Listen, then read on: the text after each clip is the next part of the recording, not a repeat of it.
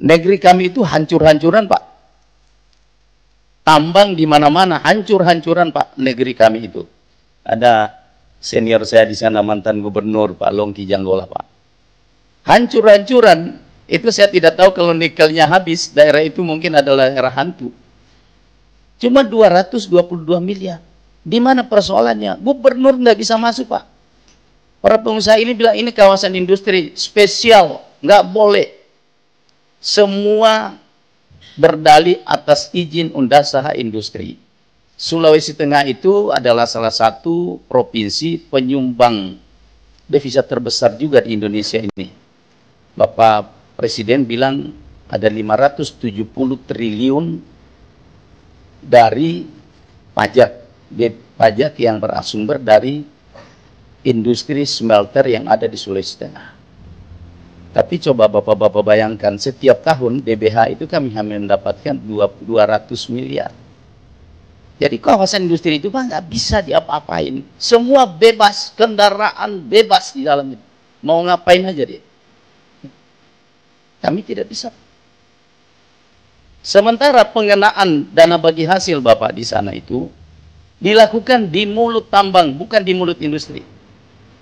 Beda misalnya PT Vale yang masih menggunakan izin usaha pertambangan pemurnian. Pengenaan PNBP-nya itu di mulut industri. Sehingga yang dipajak itu dan nikel met. Di Morowali yang dipajak itu ore, Pak. Akhirnya apa yang terjadi? Satu ore misalnya 40 dolar per metric ton. Tapi kalau misalnya pajaknya itu dibayar di mulut industri menjadi stainless steel, ya mungkin Sulawesi Tengah itu adalah salah satu daerah yang menyamai mungkin DKI, Jawa Barat dan sebagainya soal PAD. Ini problem kami, Pak. Jadi kemudian saya baca di Undang-Undang Industri itu yang jadi problem, Pak. Itu mereka, para pengusaha ini diberi tax holiday, tax allowance itu sampai 25 tahun. Nikel di Morowali itu tinggal 10 tahun, Pak. Jadi habis tax holiday itu selesai, habis nikel, kami akan mendapatkan begitu-begitu saja. Jadi ini perlu saya sampaikan karena ini berkaitan dengan pembukaan sumber daya alam. Mungkin kalau di Kalimantan hampir mirip lah kira-kira. Hancur-hancuran, Pak. Nah yang ketiga, berkaitan tadi yang sampaikan Kang Deddy. Soal NPWP, Pak. NPWP hampir semua, Pak. Sama. Di Morowali itu semua NPWP pengusahanya itu ada di Jakarta. Jadi mereka benar-benar mengambil keuntungan di sana. Kita yang merasakan dampaknya, kita tidak punya apa-apa. Ini Bu Wamen, ini perlu kita berjuang keras ini. Supaya, kemarin saya paksa, Pak. Tapi takutnya nanti dilaporin lagi saya ke pusat. Saya bilang kalau kalian tidak mau membuka perwakilan di Sulawesi Tengah, silakan angkat kaki. Ini problem kami, Pak.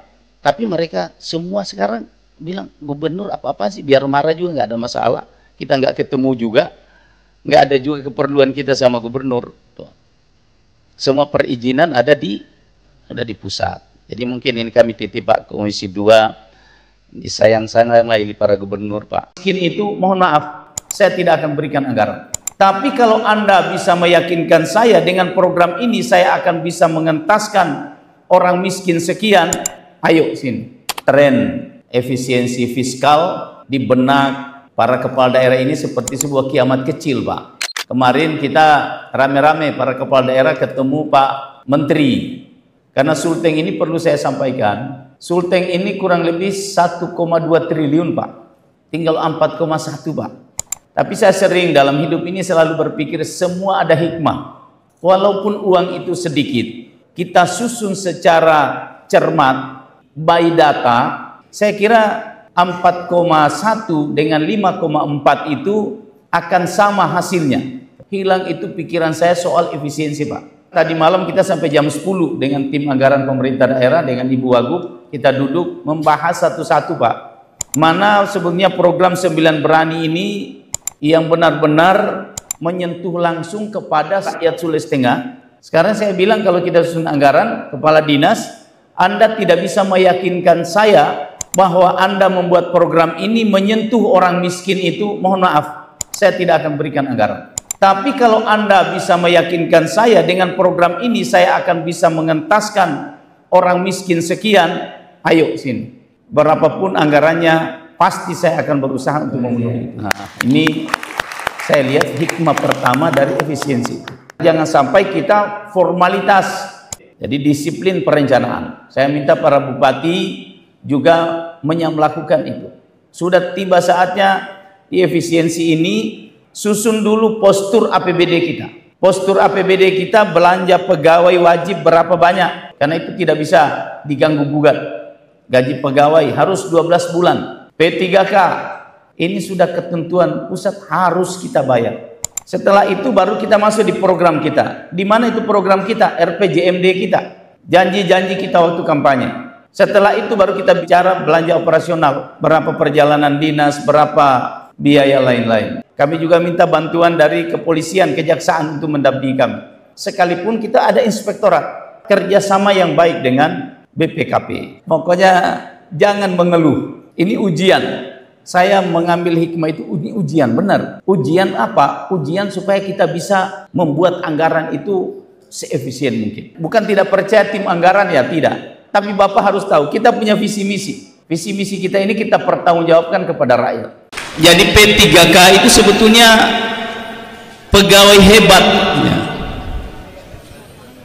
P3K itu dirancang untuk membentuk ASN PNS berkelas dunia. Itu tujuannya P3K. Jadi saudara-saudara jangan merasa kecil, oh saya P3K, yang lain PNS.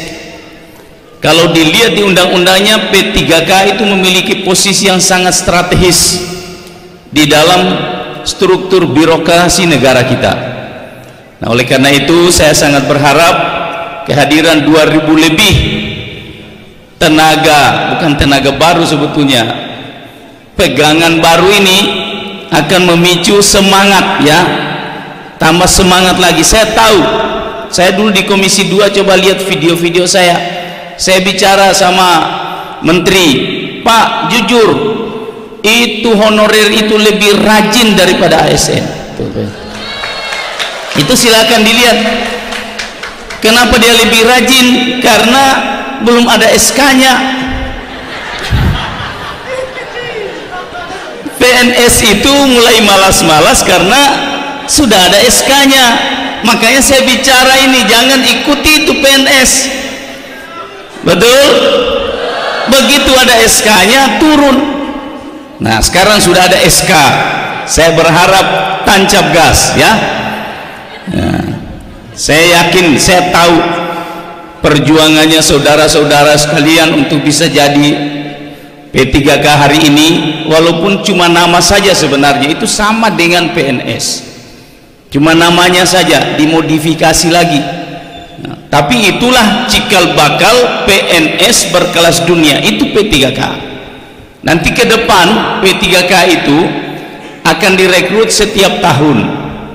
Siap dilihat betul-betul orang profesional hebat, baru dikontrak oleh Pemda, dipekerjakan, mengerjakan pekerjaan yang tidak bisa dilakukan oleh Pemda. Itulah P3K asli nanti ke depan, kira-kira 20 tahun yang akan datang.